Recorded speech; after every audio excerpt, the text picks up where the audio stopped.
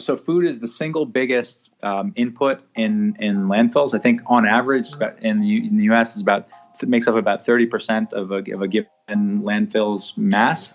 And what you said is absolutely right. Methane is 20 times more harmful than carbon dioxide to the ozone layer. It sticks. You're talking about nasty stuff, and people don't know. People just don't know this. From ALDA, this is the Protect Your Wild podcast, a show about founders, athletes, and influencers, and how their passions for the environment led to their actions and career paths today. I'm Colin Campbell, and this week I'm having a chat with Matt Holtzman, the founder of GoMKT, or GoMarket, which is an app that he has created to help solve the problem of food waste in America. I think we had a pretty interesting conversation, and I also really think that Matt has found a missing link in this whole food waste issue. So I hope you'll stick around, listen to the whole episode, listen to Matt's story, and if you're in New York especially, check out his app in the App Store and give him some feedback. All right, enjoy. Hey, Matt, thanks for joining us.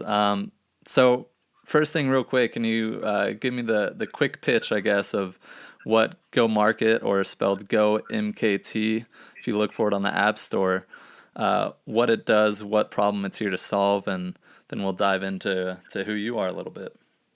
Yeah, of course. So first of all, thank you very much for having me. And we launched our company last year. It's a sustainability startup, and the basic premise of the startup at a 30,000 mile view is that we are creating tools, technology tools, to help all sorts of food businesses reduce food waste, drive traffic to their locations, and to incentivize and enable donations to charitable efforts when possible. So nice.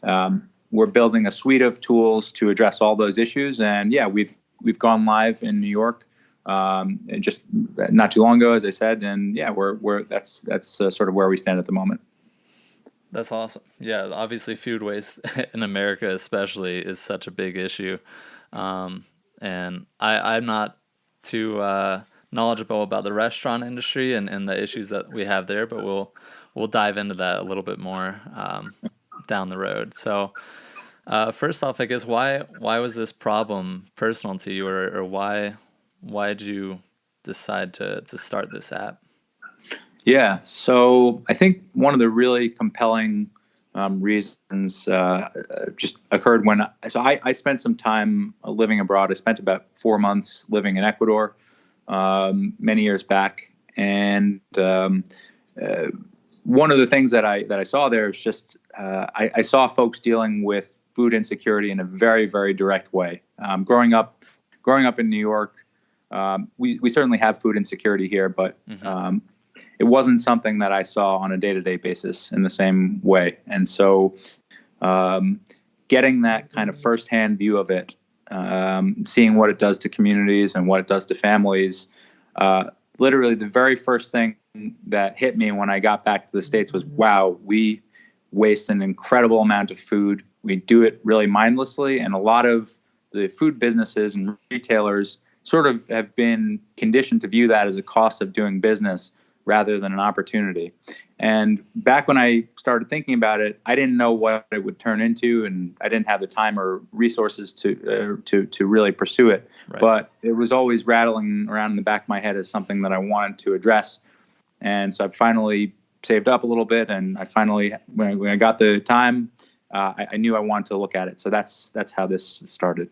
Yeah, that's a great point. It's crazy on a country as prosperous as America, and then a city of New York where you have, the diversity from the struggling, starving artist, as they call it, to, these big guys in finance.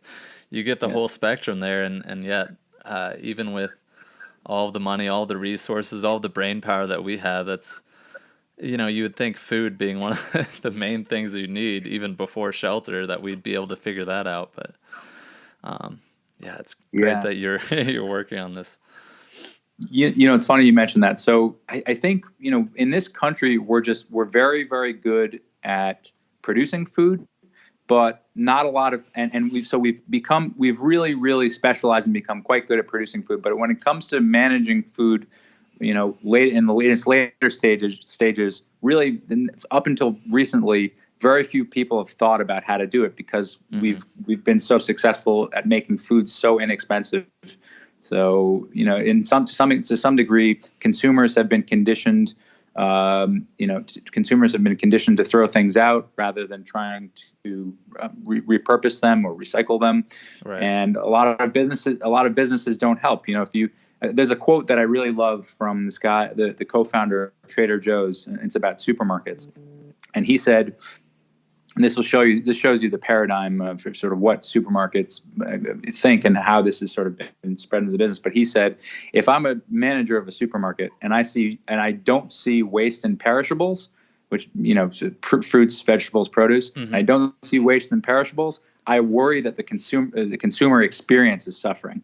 And that's to say that, the idea is all these supermarkets optimize towards being stocked in and the last thing in the world they want is for a consumer to come in and see an empty shelf. So they overorder on perishables, and they end up having to throw out up to 15% of the perishables. That's the place where they waste the most money is in perishables. So that goes to show you what kind of paradigm you're dealing with. You're dealing with a paradigm that just views that waste as a cost of doing business. Yeah, it's so insane. Do you think if we had more food scarcity that we would immediately switch the focus to like managing those retailers a lot better? Yeah. Oh yeah. That's absolutely right. And if you look at countries, so Europe has been a bit like farther ahead of the curve on this than we have. If you look at countries where there are still generations living that can remember going hungry during wartime period or something like that. They're often much better at. They often have been more innovative in these spaces and more forward thinking, and just sort of there's a greater respect for the value of food that you'll find. So a lot of the very innovative both regulations and products that you can see around food waste have started out in Europe, and I hope are slowly making their way towards us. Yeah. I noticed one thing. I was fortunate enough to do a long trip this past summer, kind of backpacking around Europe, and one thing I did notice was in the marketplaces that the standard of visually what their perishables looked like, it made me feel like it was more real. Like the food was legitimate because there was variance in how it looked and the shapes and the sizes. Every onion didn't look the exact same. There's a little bit of dirt on it for some reason. I like that. Yeah. But totally. Yeah. It's the thing is, if you've spent time anywhere outside the U.S., you realize, what produce is really supposed to look like. We have this really odd concept that these big food businesses have done us a disservice to have this idea that a banana shouldn't have any bruises, a two-headed carrot is deformed, things like that, and you see. It's like it's the same thing. It all goes in your stomach anyway. So yeah, it's so weird. Exactly, and so we've been conditioned to have this specific aesthetic view of a lot of different things, but actually there's a really cool movement, the sort of imperfect produce and ugly fruits and vegetables kind of movement that I think is actually very helpful in educating people that those sorts of things are perfectly fine to eat. There's nothing wrong with them, and little by little, I hope that takes a big part of this, in my view, is just educating people that shelf lives are not what they seem. The use by dates are not what they seem. The things that have cosmetic imperfections are not. Use your senses, use your nose, use your taste to decide if something's off, rather than relying on those extremely conservative dates. The guidelines by companies that are afraid of being sued. That's a really good point. Yeah, and what drives me nuts. So I'm in Boulder, Colorado here, and it's a pretty environmentally aware town, right? It's like a strange, almost like utopic place. Like, I don't know, it's a weird place, but the thing that bugs me, it is beautiful though. Yeah, I'm not complaining, but So they do have at our local supermarkets the whole ugly fruit thing, right? Well, they'll advertise it as like, don't let this food go to waste. They give you some of the stats on all the waste and things like that. But so of course I'm immediately drawn to this. I'm like, oh, that's great. They're actually doing this. And I go and look at a thing of bell peppers, and they're not. It wasn't just like ugly fruit or ugly vegetables. Like these were. Let's see. I did buy them once. There was one pepper was being actively ravaged by a worm. So that was one thing, and I'm not picky, so I still just cut it out and ate it because it's fine.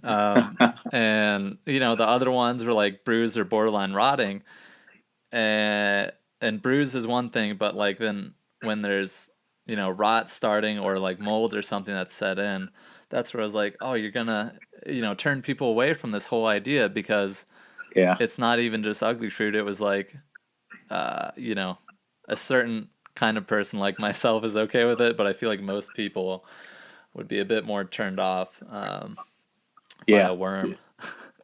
Yeah, there's definitely a danger in. So you'll probably have unscrupulous businesses trying. I mean, like anything, organic or any kind of movement like that, you'll have people who are unscrupulous trying to sell things that are not actually good to eat, as ugly produce or something like that, or trying to call something that isn't organic. Yeah. I think as a movement gains traction, you'll always see stuff like that. I mean, that's really unfortunate and does a big disservice to what is otherwise a movement with very good intentions. But yeah, I mean, that can certainly happen. And it's important to be careful anyway. And look, people can make mistakes. So yeah, just right. Yeah. So is there a reason that you took the app approach to kind of trying to solve this problem? Yeah. So, I mean, I think the idea was, we view this as a problem without borders, and we want to be able to offer this solution anywhere where people are accepting of it. This is not a solution for every.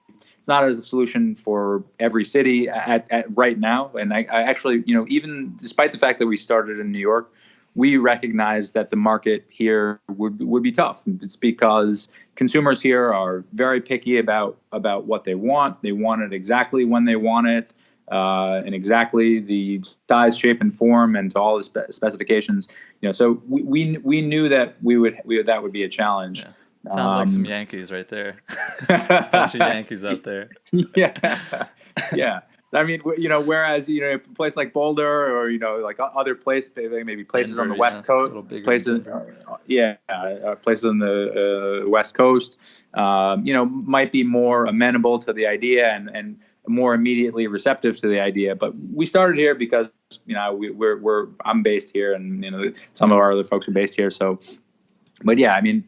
So the idea with having an app is just to make it accessible to any community that wants to use it, and to make it that much easier for folks to sort of develop that infrastructure naturally from the ground up. We don't necessarily need boots on the ground in order to be able to launch the app. We just need a certain number of retailers who are willing to use it, and we can go live in that place. So our solution hopefully is something like that scales without a significant sales presence, as long as the community wants it.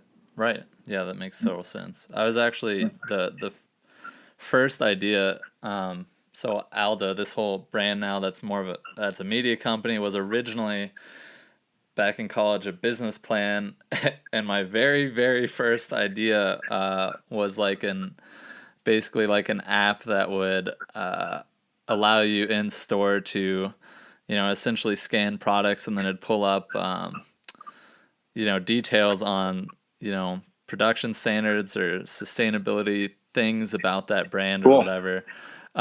Because of that whole idea that, phones are attached. They're an extension of the human now, right? They're tools, obviously, that we use in our everyday life. But if you want to influence behavior and change the way people see things, why not do it through the thing that's attached to their hip 24/7 that is now the source, of all information. Yeah. So yeah, I think there's a really, really, really strong chance of this thing taking off, especially in, places like Denver. I don't know a whole lot about the New York culture, but since being here for the past few years, yeah, people in Colorado love their environment. That's that's a definite, at least in the Denver Boulder area, and are very aware of the issues like food waste. Yeah, I mean, I have to tell you, a lot of the very forward, I mean, the companies that we have here that are more forward thinking on this issue also tend to be on the West Coast, and yeah, I mean, I know a lot of companies that come, actually some that have come out of Denver too. I mean, yeah, I think we have a ways to go relative to Europe, but we're getting there, and the conversation's starting. I think people are beginning to appreciate the gravity of it. Yeah, absolutely. Are there any like figures, mentors, or people that were in your life as you grew up that kind of influenced your path and your direction into, helping others, or, using your brain to make the world a better place? So some of the members of my family are, we're in public service and, in government. And so that kind of stuff is always kicking around in the back of my head, sort of how do we make this better for the largest number of people? And how do we, if you see a problem and it looks utterly, stupid, how do you fix it? Yeah. Especially when no one else is looking at it. I mean, I feel like, and governments can be helpful there, right? You take the example of France, and France legislated France put what in my view is very smart legislation, so that anytime a supermarket wants to throw food away, they have to notify a certain number of food banks and nonprofits prior to doing that. I think to me, that's just a very common sense regulation. Yeah, it makes sense. Exactly right. I mean, it's funny that it took someone. It's funny that it took a government legislating that in order for people to do it. Yeah. But it's stuff like that where as much as we can say the government is not always a big source of innovation, but it's legislation like that, common sense sort of stuff like that can be actually really powerful. And New York is getting there. There are some interesting things that are coming out of the city council and around this problem. But so I think when I look at people growing up, I was just sort of looking at underdogs and people who are tackle big challenges like this, and I always respected those people. So I just that this is and doing that without a lot of fanfare too. It's not someone who needed to be celebrated by everybody, but just somebody who tackled a big problem sort of fearlessly and wanted to try something interesting out. Yeah, absolutely. I definitely hope that anybody who's younger can take away from this: aspire to be somebody that you look up to, that you respect, and understand that if you put the work in, or if you learn about yourself, understand your strengths and stuff, you can one day be in the shoes of somebody to make a difference. And then I like to think back of what would my 10-year-old self think of me as a young adult today. And use that as like a good barometer for like the direction I'm going a little bit. But yeah, did you have, I guess, growing up in New York, much access to the outdoors, or were you out in nature very often? Yeah, so I mean, my family. So actually, where I grew up in New York, it feels like it's still within the confines of the city, but it actually feels kind of like a park. I grew up in a place called Riverdale, which is north 30 minutes by car north of the city, but it feels like you've set foot inside of a park. So I mean, I grew up with trees all around me and dirt, and I got plenty of chances to skin my knee and and all that, climb some trees and all things like that. But yeah, I mean, but yeah, I think, but I had both experiences. So yeah, lived in city places growing up, and lived in places that felt a bit more like that. So yeah, I got a bit of both, I'd say, and I feel lucky for that. Yeah, absolutely. That's one of the big issues. The more I've gotten into this world of sustainability, is I noticed the lack of access of urban areas to nature. Like if you're a kid, you're kind of limited to your backyard now, especially with how you know, I guess helicopter parents are more and more common. You're pretty well limited to what's right around you or where your parents will take you. Yeah. But I was lucky enough in growing up in Gainesville, Florida, to have a Cool. neighborhood with a creek in it, and we would walk, down out the neighborhood about 5 minutes or so, and we're in the creek and having pine cone wars and searching for shark's teeth and stuff like that. So yeah, hopefully that's another problem that some other smart innovator will help come up with some solutions to, is getting some of these urban kids outside as well. Yeah. I mean, I think it's so important because they talk about people who grow up in areas that are farming areas. These people who've grown up in those areas respect what it takes to grow something. How the inputs, the labor, all of the different inputs it takes, and so once you have that respect for what it takes to grow something and the time and effort, it's much harder to just mindlessly throw that in a trash can. Absolutely. So I think people of that perspective, it's a really valuable perspective, and it's a perspective that I wish more people had. Yeah. I was another lucky thing. We had a big garden in our backyard, and Yeah.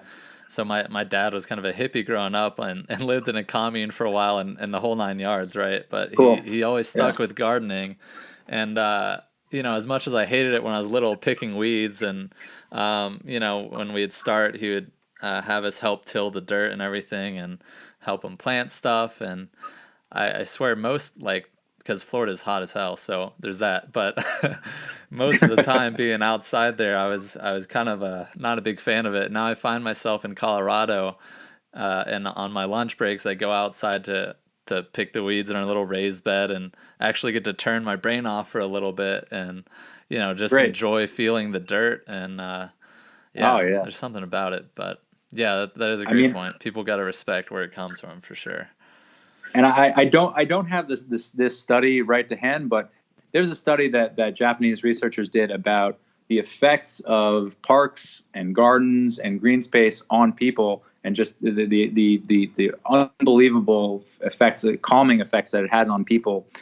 They took groups of people who had different sort of disorders into parks and to nature, and they found that oftentimes their symptoms would subside during those periods of time. The power of natural space is really phenomenal on people in general, and the evidence is very clear about that. And I think it's really important to be in those spaces. Yeah, I'll see if I can find that and maybe have a link to it in the notes or something. Or if you happen to come across it and email it to me, I'll try to include that, because I'd be curious to see that as well. Yeah, I'd be happy to send it to you. Yeah. Great. So getting a little bit more into the app now of GoMKT, in your experience, so you said it came from kind of what you witnessed in Ecuador and all the waste. That was right, Ecuador. Sorry. Yep. And all the waste that we have here in America. What have been kind of some of the biggest challenges you've come across in this whole process of developing an application and turning an idea into a reality?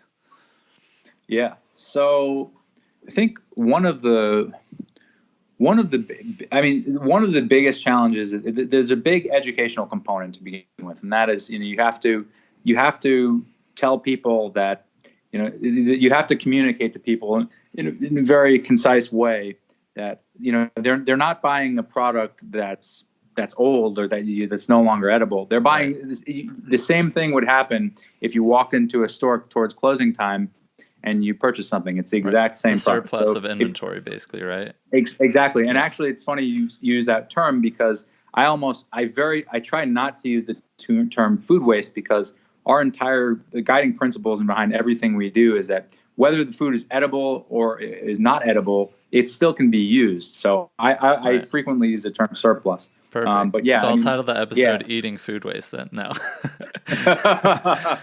But yeah, surplus I think definitely is the accurate term there. Yeah.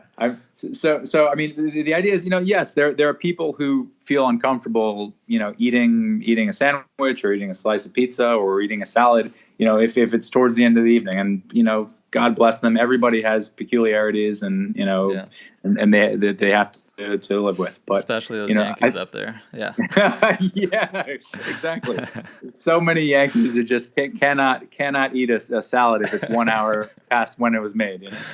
But yes, there's an educational component to it, and you have to be very sensitive because food is very personal things. You have to figure out how to tell people that in a concise way that that this is what we're doing and what the goal is around it.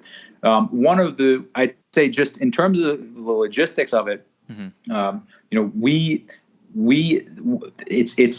it's challenging also to walk around and talk to retailers, because you have such a limited window when you're talking to them. So it's challenging to walk around and try to communicate this concept to them in a concise way, because the first thing they think you're just another ordering app, and that's couldn't be farther from the truth. We didn't get into ordering app like DoorDash, or I don't know what those. Yeah, exactly, or a Seamless or a Grubhub or one of the one of these guys. Yeah. So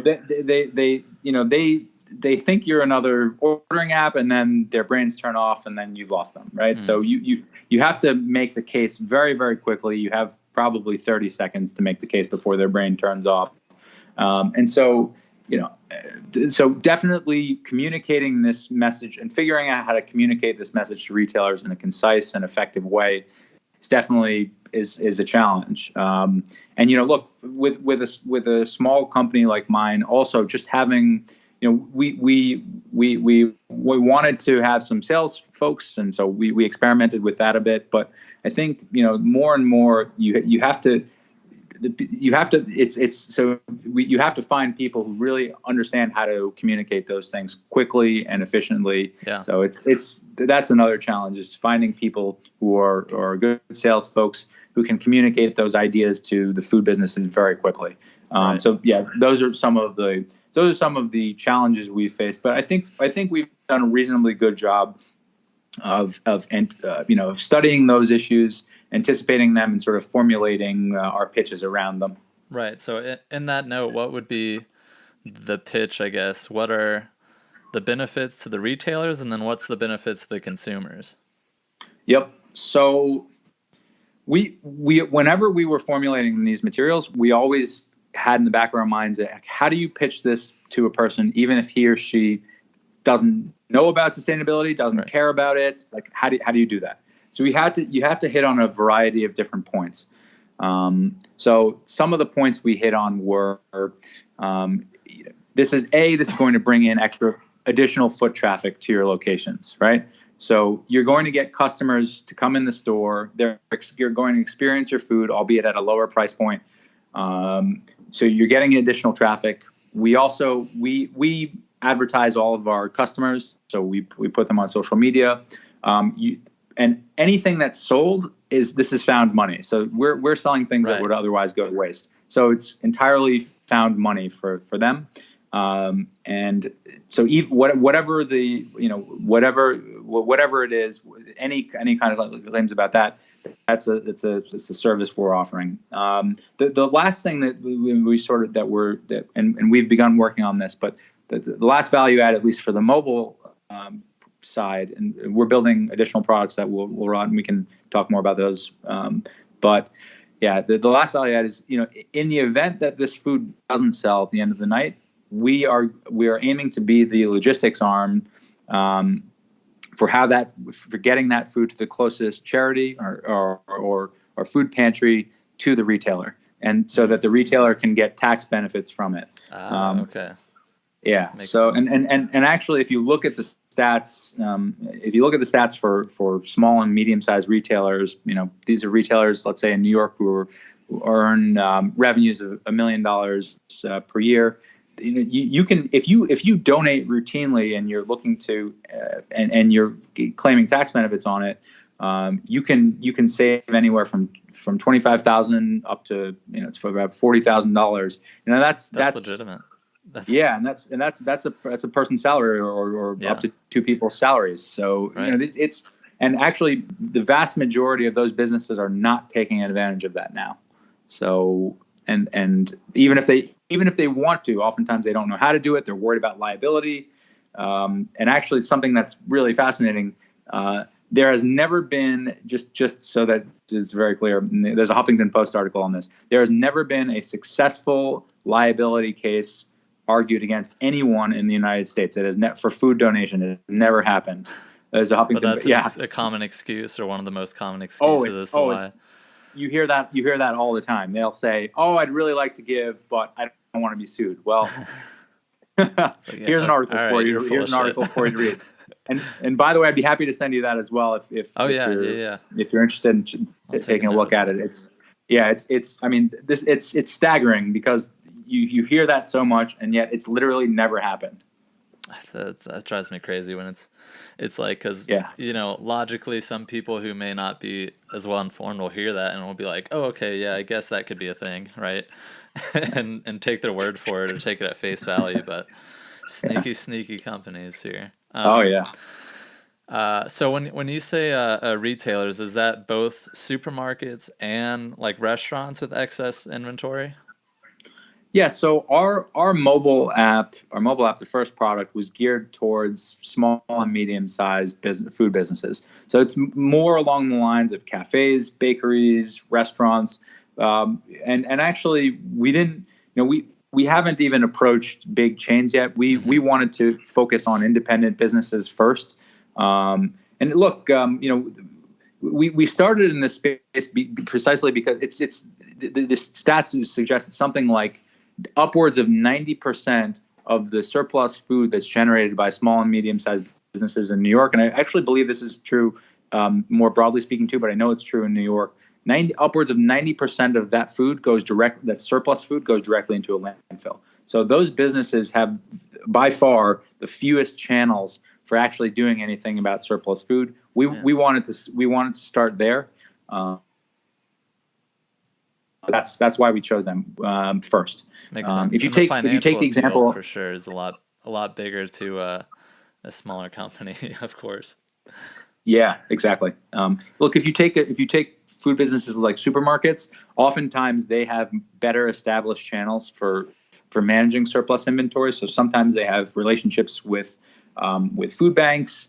Or they can send their products back to manufacturers, and they get sort of pennies on the dollar kind of thing. They have those relationships, or they can sell them downstream to smaller markets. There are a variety of different things that supermarkets can do, but the restaurants, the bakeries, the cafes, those folks have very, very, very few to almost none.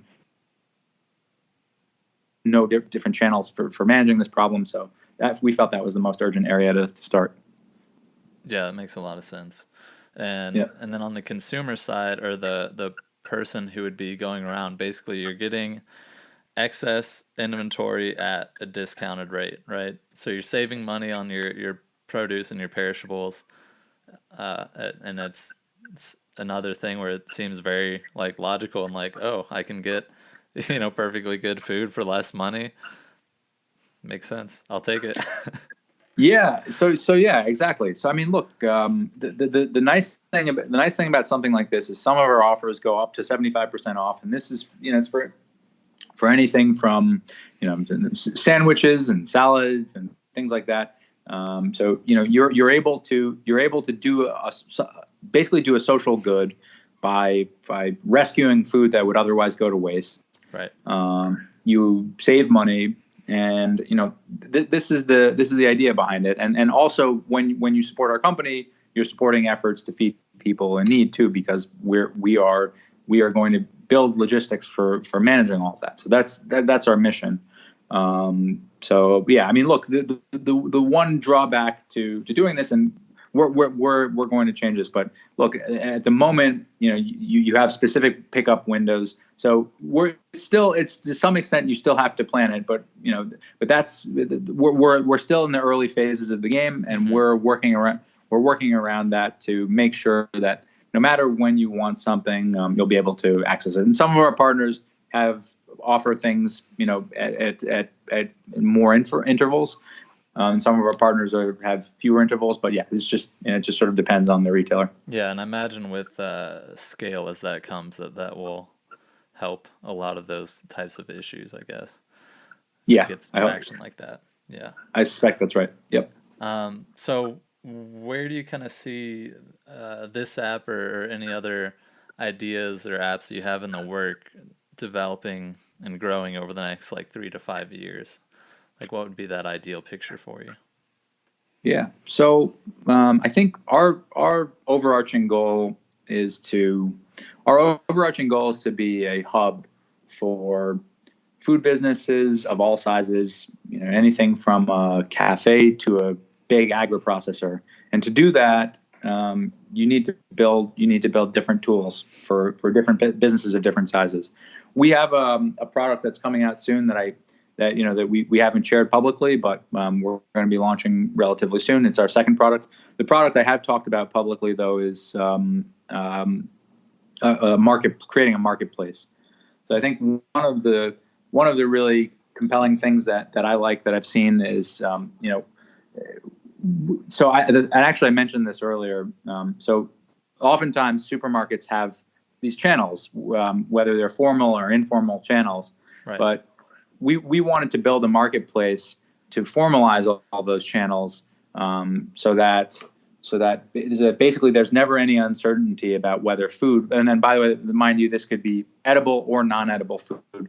There's never any uncertainty about what's going to happen to it. So on the edible side, you'd be able to sell food downstream to smaller partners. You'd be able to donate it.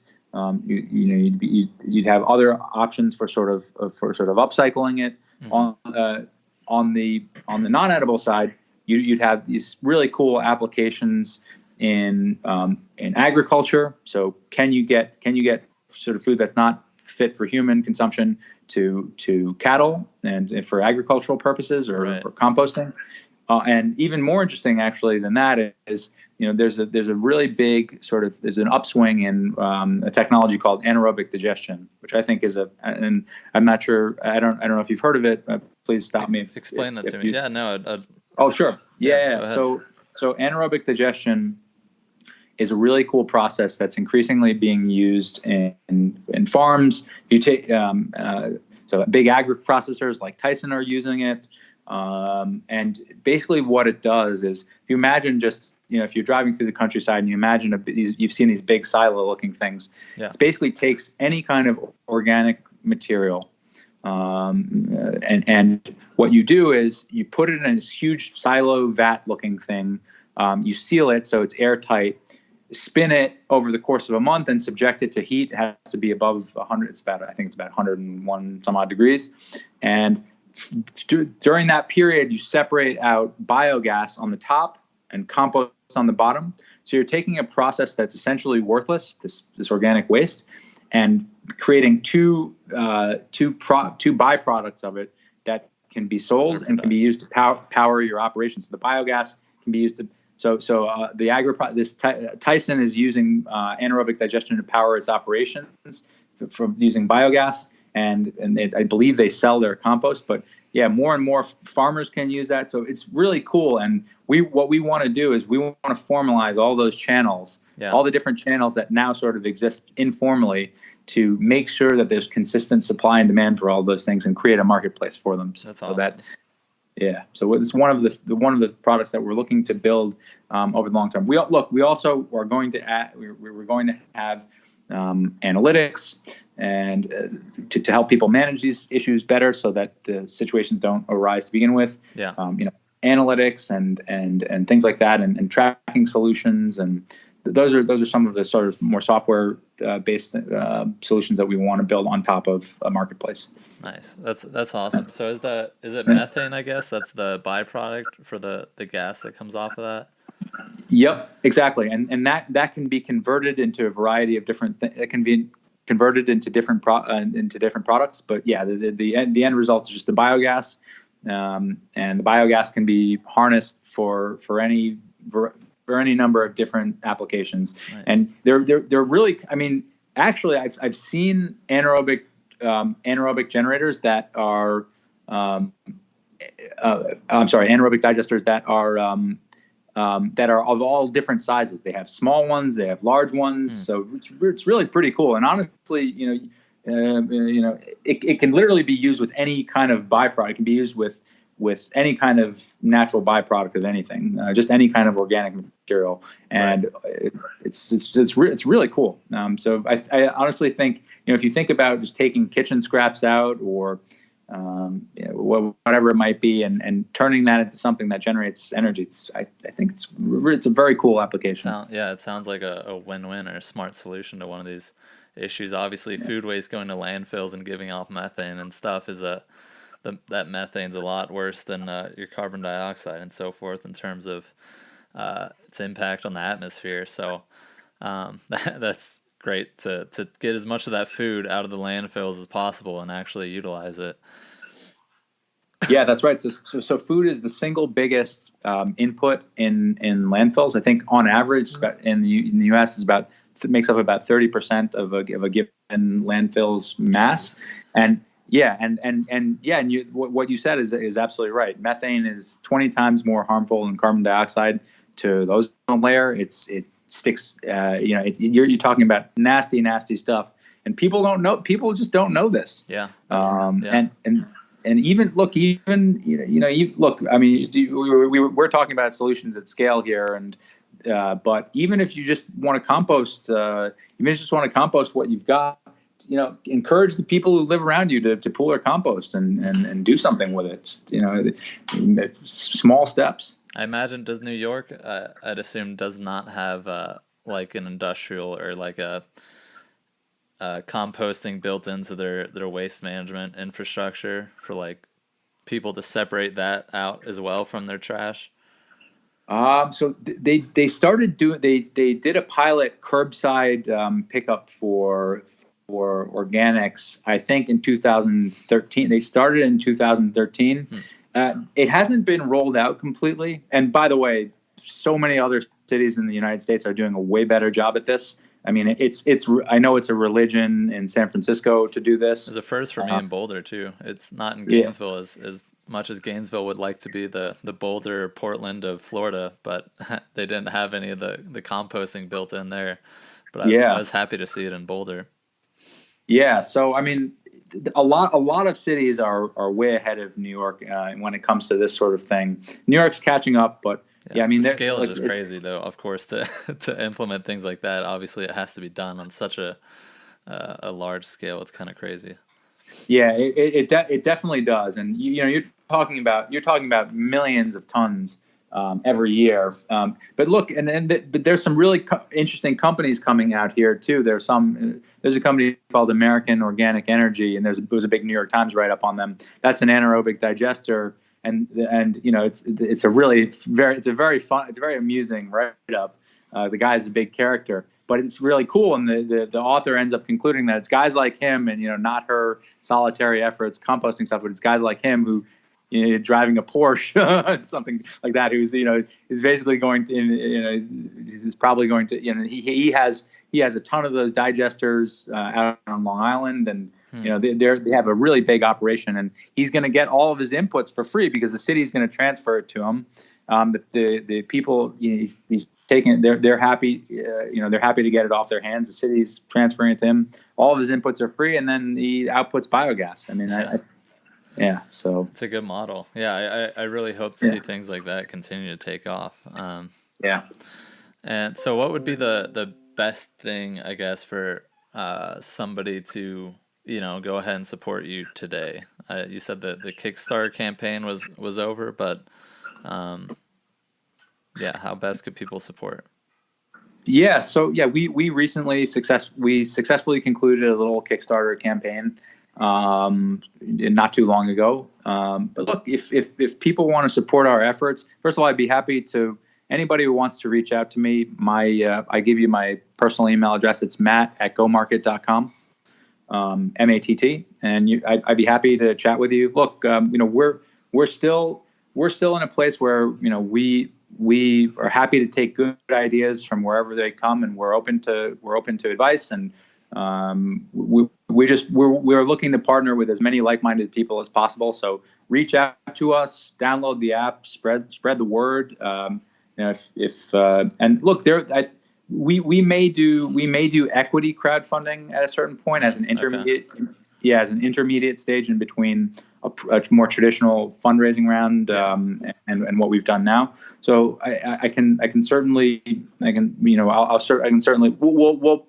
put that out on our social channels if we do it. But yeah, that would be an opportunity for folks to participate if they want to at sort of the ground level. But yeah, just in general, we want to talk to like-minded people. So, and we're always happy to have conversations with folks who share our values around these issues. And yeah, so just reach out to us, support us, tell your friends, neighbors, parents. yeah, I'll be getting it out. I have a bunch of I went to the business college at UF, so I had a bunch of friends, of course, in finance and stuff that all migrated up to New York, and so I'm gonna start shooting them or that community there, the app, and see if I can get some of them using it. And I'd be curious to hear what they think of it and stuff, because most of them are not like sustainability or environmentally conscious or minded people as much as I would be chirping in their ear about this and that. I'd love to try to get it into their hands as much as I can. Thank you for offering to do that. Yeah, and look, when we set out, we knew we had to win. If we wanted to succeed, we had to win over people, certainly people who care about sustainability, but also people who are just going about their daily business, and and then maybe they tune that stuff out, and we got to win those folks over too. And I think everybody, I think it's one area where a lot of people agree, and that is that food could be put to better use. A lot of people are hungry. It's one out of the stats change, but it's either 1 out of 7 or 1 out of 8 people, depending on the year. Americans don't know where their next meal is coming from. A lot of people agree about that subject. So even if they don't recognize the sustainability angle, that's it's an area where hopefully folks can come together to rally around it. Yeah, absolutely. Yeah. So. This next part I like to kind of break up these conversations with a little segment. So I put together some couple quick kind of like rapid fire questions, if you will, that are just to get your off the cuff answer on. And then if something, sparks a little conversation or whatever, then that's great. But, so yeah, how about I fire these off to you real quick? Does that sound good? Yeah, sounds good. Sweet. Okay. So, first one I got, what is your favorite or most used app on your phone right now? My goodness. I gotta say, I'm a big Lyft guy. I use Lyft all the time. In the pools, I love Lyft, and I'm using that all the time. It's probably a very boring answer, but no, mine would be Google Maps because I don't know how to get anywhere. Oh man, me too. Actually, can I change my answer? Google Maps, yeah.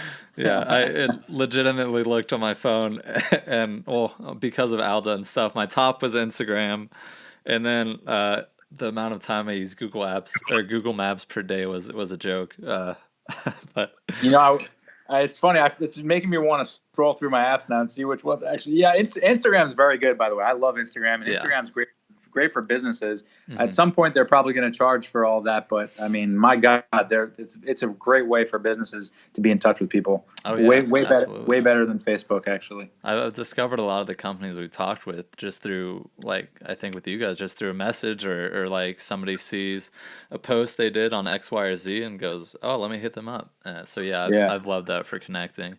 Great. Cool. So next one, what's an environmental issue outside of, I guess, what we've been talking about with food waste that you think will get a lot more attention in the next few years? I really hope, and I think it's gotten a reasonable amount of attention already. But I really hope the issue of microplastics and plastics in general, and the specific garbage patch and microplastics. Look, they recently did a study, and I think it's 91% or 92% of municipal water supplies have microplastics in them. That's coming largely from this fast fashion and all these plastic elements and fabrics going into the water supply. That's a ticking time bomb. And I really hope people wake up and pay attention to that, because that's going to affect everybody. Admittedly, that's something in my own life that I haven't invested in any of the products to solve yet. Is the microplastics that come off of some of the shirts, because even our branded ones, they are made of recycled plastic, essentially, right? Is what it gets spun into the polyester. So it's like solving one problem but feeding into another one that there hopefully will be some large scale solutions to down the road too. But that's a good thing to bring some attention to, for sure. I hope people start focusing on that a bit more.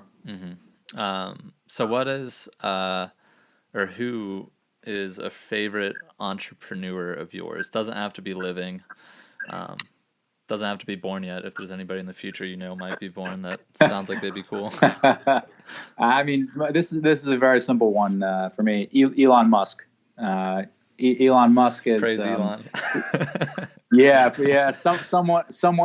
Someone who I admire just oodles, and I can't say enough nice things about him. And every time he pisses off the SEC and all of that, just makes me happier about the whole thing. I think it's hilarious. He's such a interesting character, but I definitely have some money in Tesla, and I'm a little bit worried as it's dropped, 20% or so in the past couple weeks. But everybody I know my age is like, the car I want's not a Ferrari, it's not a Lambo, it's a Tesla. Yeah, it's the coolest. The P100D.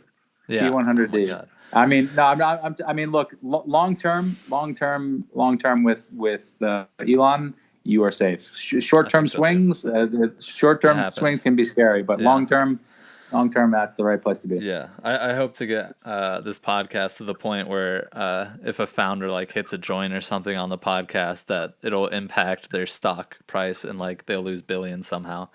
That was the most. I don't know if you knew about that happening, but that was one of the craziest swings that Tesla took was after on Rogan's podcast. Elon hits a joint, and I bought right after it tanked, and then it jumped right back up 10% or something crazy. Well, it's funny. You watch that, and he didn't even inhale. Oh yeah, it just goes to show you a bunch of hypocrites who who had problems with that. What a joke. Yeah. But I'm right there with you on Elon. I'm all aboard the Elon Musk Hyperloop train, if you will. Yeah. So. What is an impactful memory you have of being in nature, be it, a vacation you had or just a first experience playing in the mud? Well, that same time I spent in Ecuador, we lived right smack dab in the middle of a forest. And so, just the first night I got there, I didn't think I'd be able to make it through. I lost my shoes. There were ants biting my feet, and then a little girl handed me a kerosene lantern, and I was supposed to share a plank of wood, probably just barely the size of my body with somebody else, and so with a straw mattress. But living out there in nature and seeing all the flora and fauna, just unbelievable. So I would say that was really a defining experience, and I love the forest, and I love spending time out there. No matter where it is, it's really, and I could come back to that Japanese study, and when you realize that going into nature can relieve any kind of ailments you think you have in your brain. You wonder why more people aren't spending more time out in nature. Yeah. People are afraid, I think, to detach these days. It's like I personally also see a lot of the anxiety and stress. I'm a really busy dude. I work full time and then do this after my full time job. Being able to get out and do something physical in nature, climbing, mountain biking, whatever, is a game changer. Yeah, I agree. So what is a place that you want to travel to before you die that you haven't been to yet? Well, I'm very big on Southeast Asia, and I've been to Thailand, but no, I want to see all of the little countries that are dotted throughout Southeast Asia. Hopefully sooner than before I die. Yeah. You're on your deathbed. You're like, cart me around, Johnny. Yeah, cart me around in Laos, please. Yeah. No, I mean, yeah, I can't stop saying enough nice things about the food and the hospitality and just everything else. And those are some of my favorite places to visit. And particularly actually the more rural areas there. Oh yeah. Yeah. Yeah, I would love to. I haven't been anywhere in Southeast Asia yet myself, but have some very close friends who spent, I think, 3 years or so after graduating out there. So I'm excited to see it. Cool. So that pretty much covers my rapid fire questions. Then to close it out, there's a few more broad things I like to ask everybody and get different views on. And then we'll talk a little bit about the last plugs we might want to do and wrap this thing up. So how would you explain sustainability to a toddler, like 3 to 5? Yeah, so it's actually very challenging. But what I would say is that our resources are limited, and that while we have a lot of amazing things, it's important for all of us to put in an effort to safeguard them for future generations, and to not take them for granted. And so the natural resources that we have are the responsibility of everybody, and it's really important to look after them and appreciate them while we have them, because they won't last forever. Yeah, absolutely. I find using candy can be a great way to get the kids locked in and then say, well, sorry, there's only 5 here, and I decided to take 4 of them, so you get the 1. I try not to make kids cry, but it happens sometimes. I like that strategy. Yeah, yeah. You can tell I don't have kids because I don't mind. Anyway. Neither do I. So what is one kind of sustainability tip in your own lifestyle? I always like to tie things back to the individual and what people can do on their own fairly easily to change their impact. So what's one easy tip you'd give people to help reduce their impact on the earth? Well, this is going to make me sound like I come directly from Portland or something, but use your poop as compost. Is that what you're going with? Well, so this might be this is going to be out of left field, but so I love regular milk, but I just can't it sort of upsets my stomach, so I shy away from it. So I have a lot of almond milk, and I was just buying cartons and cartons and cartons of almond milk. And it turns out that you can make a mean almond or any kind of nut milk if you just have any kind of blender. This is just a super random tip, but yeah. So I've taken to whether it's oat milk or almond milk or mixture of peanut butter and almond butter. You throw a few scoops of the almond butter or peanut butter or whatever it might be in the bottom of the blender, and add a quantity of water usually up close to the top. Blend it for a little while, and then you've got a product that's just as good as any almond milk or that you can get in the stores. So you don't need to go. Yeah, and then I use a glass container for it, and you don't need to go lugging all of those cartons of almond milk around with you wherever you are, and it's pretty convenient and actually saves a lot of money too. I like it. Yeah, that can be expensive for sure. It sure is, and I'm glad we figured that out. Nice. Yeah, that's a great tip. I'm gonna try that out. Actually, I've never even I even considered it. That's why I love asking that question. Is like people tell me things. I'm like, man, I didn't even know that was a Yeah. thing. Yeah. Yeah. Uh, I'm very happy we figured that out. And look, there's some recipes online for it just to get so you get the proportions right. And Yeah. there are ways to you can put vanilla into it and give it a little kick. It's nice. I'm gonna try to see if I can find and put almond milk recipe in the notes as well. I'm gonna make a little note here. Nice. Sweet. And then on the flip side, so I also like to show how we're all human and getting better. What is one thing in your own life that you could do better with in regards to kind of sustainability and stuff? Yeah. Trying to think about this. I get angry at myself when I'll sometimes go to events, even sustainability events, and forget to bring a water container, and because we presented a lot of sustainnability events. We're sort of standing there for a couple of hours, and inevitably I go get some water from a pitcher, but I forget to bring. And I think it just means I need to carry a water container with me in my satchel, but I forget to bring it, and then I get upset with myself for that. So yeah, I think I could do a lot better job of that. Just going back to plastics and microplastics and all that. It's going to be the scourge of our time, and if we don't want to be eating more fish than plastic, in the future, or future generations are doing that, then people like me should remember their water bottles for starters. Yeah, I'll give a shout out. Clean Canteen is my personal favorite. They're cool. Made of metal and everything. I've dropped mine like a billion times on the concrete, and it's pretty well dented and busted up. But I took a hammer to the bottom and flattened it back out so it sits straight. But I love it because it's it's bomb proof. So awesome. Great. And do you have any, I guess, kind of last notes or things you'd want to kind of put out there to the crowd about I don't know, just anything? Well, look, I just wanted to thank you very much for taking the time to chat with me, and I really appreciate what you're doing. And thank you for reaching out to us and making this possible. And yeah, as I said, I'm always open to collaborating with like-minded folks. So if people want to give me a shout, just email me or call me or whatever it is, we are open to working together, and we'd be happy to chat with anybody who's interested.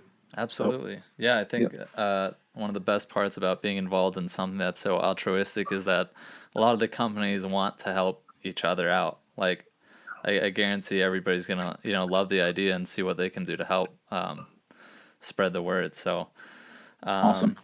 Great. Well, yeah, thanks again, Matt, for your time. I think it's a great conversation. Hopefully people can learn some great nuggets out of that about the problem of food waste. And so again, the app is GoMKT, all together, right? No spaces. Yep. And the website, same thing, GoMKT.com, right? Yep, that's right. And then you can check out their Instagram, and we'll be, when this releases, blasting out all kinds of promos linking to this stuff as well. And we'll be doing a kind of brand review on the app and everything in a blog post coming up. So fantastic. Awesome. Thanks again, Matt. And remember, everybody, protect your wild. Thank you very much for the opportunity, Colin. I appreciate it. And thanks again to you guys, the audience, for listening to yet another episode. Please remember to subscribe and leave us a review. It would be much appreciated. And stay tuned for next week. We got a bunch of interviews I've been busting my ass on, and I think you're going to like them.